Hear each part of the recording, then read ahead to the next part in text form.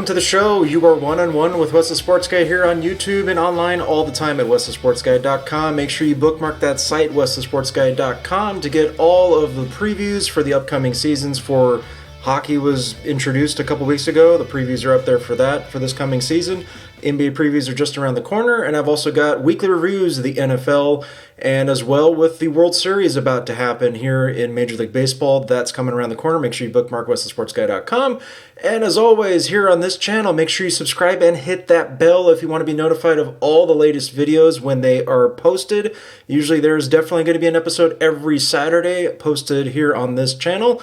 But if you want to see other videos posted at random times of the week, make sure you subscribe and hit that bell. If you want to participate in the weekly conversation as well, use the hashtag #OneOnOneWes. And I will be monitoring that hashtag to see what the discussion will be each and every week in the world of sports. Diving right into it, I'm so excited to be back, but not really to be talking about this topic, but we're just going to dive right into it anyway. It's time for a segment that I've introduced in the past, bringing it back for this particular topic. Dude, what were you thinking? Dude.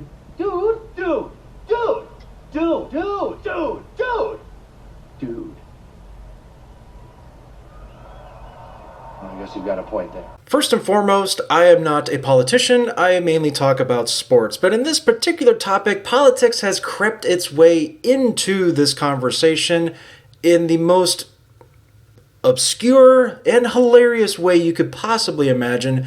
First off, with a Daryl Morey tweet, the general manager of the Houston Rockets, where he simply just tweeted out a screenshot of a picture with a logo, I guess that stands for the protesters in Hong Kong, but essentially the screenshot said, "Fight for freedom, stand with Hong Kong." And that set off a firestorm of backlash to Daryl Morey in that tweet. First off, the most glaring one, in my opinion, comes from fellow NBA owner Joe Tsai, who recently has majority interest of the Brooklyn Nets. Here's a quote from his long Facebook letter. If you'd like to read it yourself, you can just go search for his name, Joe Tsai, Tsai, of the Brooklyn Nets on Facebook. Here's just a little snippet of it that finds myself to be a little bit more vocal than I normally would be with an owner. Quote, "What is the problem with people freely expressing their opinion? This freedom is an inherent American value, and the NBA has been very progressive in allowing players and other constituents a platform to speak out on issues. The problem is there are certain topics that are third-rail issues in certain countries, societies, and communities. Supporting a separatist movement in a Chinese territory is one of those third-rail issues, not only for the Chinese government, but also for all citizens in China." Does this guy own the Brooklyn Nets, or is he actively working for the Communist Party of China? It's a valid question based off of this statement. To finish it, the one thing that is terribly misunderstood and often ignored by the Western press and those critical of China is that 1.4 billion Chinese citizens stand united when it comes to the territorial integrity of China and the country's sovereignty over her homeland. This issue is non-negotiable. Now, that last part of the statement certainly sounds like he's actively working for the Communist Party of China. Not saying that he is, but it certainly sounds like it when you talk in that manner, because that's exactly how they talk about certain territories that they occupy or claim to occupy in some instances. Joe Tsai was born in Taiwan. That is a territory China lays claim to, but that is his own sovereign country. Hong Kong is a part of China now. Yes, they were part of the British colony, empire, whatever you want to call it, back in its heyday. But looking at it from at this standpoint between Hong Kong and China, just a quick backstory. Again, I'm not a politician, just the way I understand it. Hong Kong and its citizens are separate, but under China's rule. They are not adhering to a lot of what China does to its own citizens in that country. Hong Kong has some sovereignty away from mainland China. There was an extradition bill up for vote in Hong Kong that would send their citizens to China facing prosecution for, you name it, anything. It's a wildly oppressive regime, the Communist Party of China. That is what we're dealing with right now between Hong Kong and China. And the way the protesters are going in Hong Kong versus the Communist Party of China. Moving on to Kyrie Irving, who is now a member of the Brooklyn Nets. And I must say, Kyrie, this is coming from an individual who jokingly said the earth was flat, but looking at the quotes from Kyrie Irving most recently about this incident where the Brooklyn Nets also had to play an exhibition game with the Los Angeles Lakers in China. Say what you want about these quotes from Kyrie Irving. Quote, I don't know whose notes or who is in there that you can't really depend on to keep a conversation like that in-house, especially when it is about the NBA brand and the NBA players being impacted by it. This is in regards to a players meeting for these two teams with the commissioner Adam Silver in China when they were about to play a couple exhibition games over there. That's the context of this quote. I stand for 4 things, man. Inner peace, freedom, equality, and world peace. You said peace twice in that, but okay, I'll let it go. But you said freedom. That's good. Equality, that's good. Glad you stand for those 4 things. So if that is being conflicted inside of me, I am definitely going to have something to say, and I left it in that room. Well, according to what you said in that room by reports of ESPN's David McMenamin, I don't think you really stood for much of any of that. I'm just my humble opinion. This last quote that he said in terms of people holding up signs at an exhibition game here in the United States between the Brooklyn Nets and the Toronto Raptors. Quote, I understand that Hong Kong and China is dealing with their issues respectively, but there is enough oppression and stuff going on in America for me not to be involved in the community issues here as well. And that's fine. That's perfectly fine. I am perfectly okay with you and other players taking up causes here in the U.S. I'm perfectly fine with that. I am not one of those that wants to tell you to shut up and dribble. That's a completely inept conversation that has no business bearing in my value system when it comes to you have the freedom of expression, right to say what you want, as long as you're not calling for violence. That's the only thing that's not protective speech in this country. Moving on, though, James Harden of the Houston Rockets, he decided to apologize to China, the entire country, for his general manager's tweet. The Houston Rockets owner, Tillman Fertitta, was in total damage control for the Houston Rockets. He disavowed the tweet from the general manager, being that he is his boss, okay, that's your right to do so, but totally disavowing it. No support whatsoever, does not speak for the Houston Rockets, yada, yada, yada. The usual kind of statement you see from an NBA owner. By the way, they call themselves governors now. You own the team. I'm not changing the language like you want to do. And I'll get to your hypocrisy here in a moment when it comes to China and other things in this country that you stand against. I'll get to that in a moment. But it just continued to go downhill from there. After Harden apologized, Tillman Fertitta, that's a weird last name, I'm sorry. Speaking of weird last names. But again, the NBA just went into full damage control. They removed signs from fans at NBA games here in the U.S. that all they said was free Hong Kong. Signs like this. Simple. Free Hong Kong. They were removing signs from these fans at NBA games in the United States. They also took a microphone away from a CNN reporter in China asking a question about the Chinese feud that was happening between the league and its players and the country and the Communist Party of China, not the entire country. That needs to be framed differently. It's not the entire country. It's the Communist Party. And then it just continues to get worse and worse and worse. Huge offender when it comes to major companies in the United States that love doing business with China. Nike decided to remove all of the Rockets merchandise from China's stores. Sneakers, jerseys, anything you can think of apparel-wise. Houston Rockets, gone. No longer for sale in China. And as I mentioned it earlier, the NBA's own hypocrisy when it comes to issues in this country, what they stand for and what they will not stand for outside of the United States because of the bottom line, the dollar. The all-powerful dollar is what the NBA adheres to.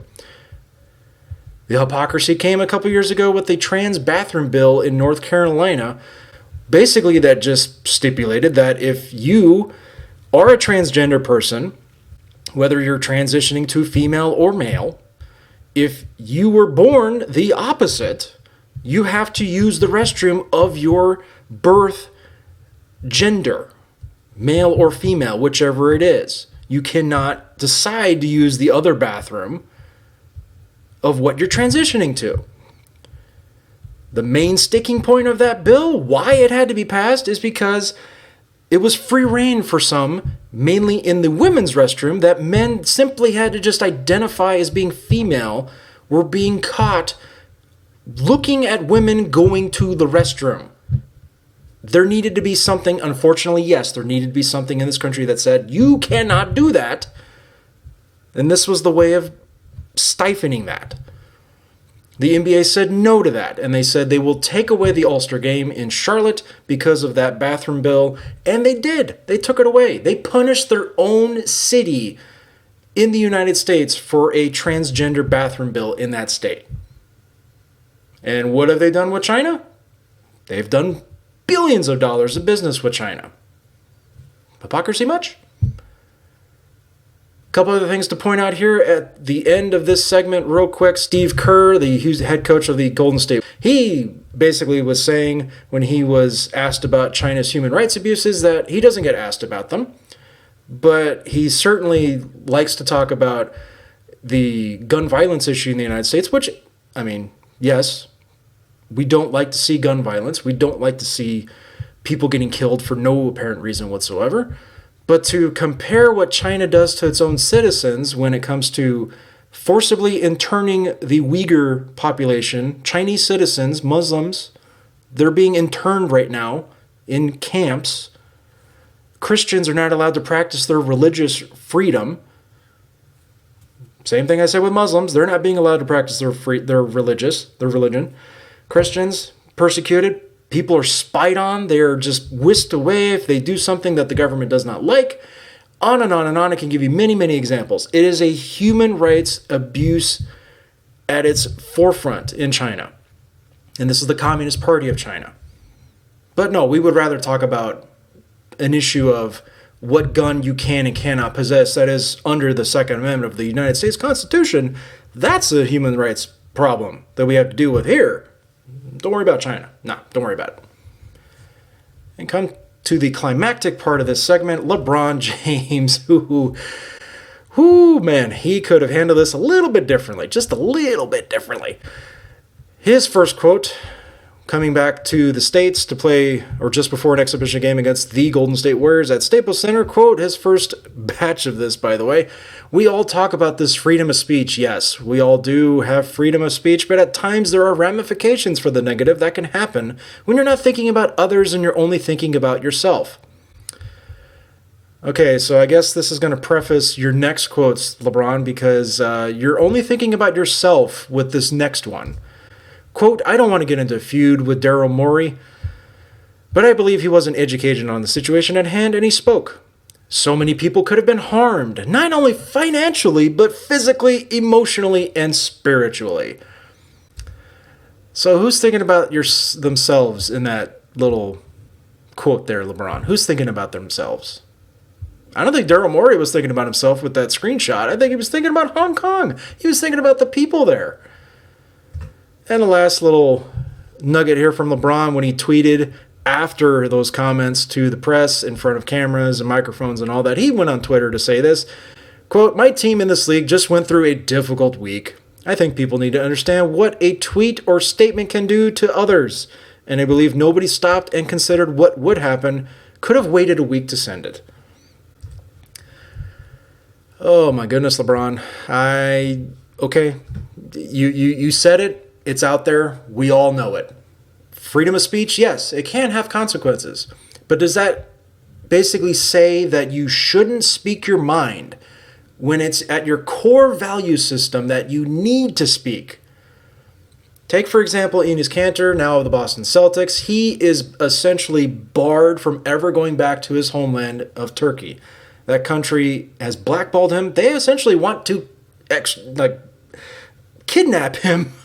And I'm not being facetious in saying that. They literally want to kidnap him, bring him back to Turkey, hold him on trial as some kind of a propaganda thing to as an example to say, hey, this is what happens when you oppose this regime and kill him, essentially. That's his words, not mine.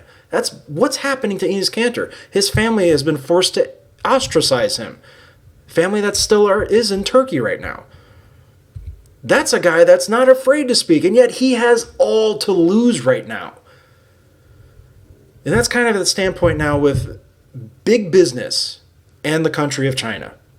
Specifically the Communist Party of China. Its citizens, no ill will towards them, because you are in a lose-lose situation, unfortunately. It's been like this since World War II. When the communists finally took over after the events of World War II, it has been oppression like we have never seen before. Over 60 million people have died as a result of communism in China. And it's still happening today. Are we going to stand for that? Are we going to actually say enough is enough?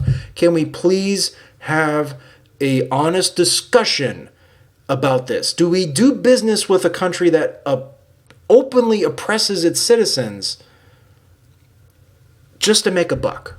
Is that what we're going to do from now on? So the hypocrisy is at its utmost limits right now between the NBA and the United States and its own citizens.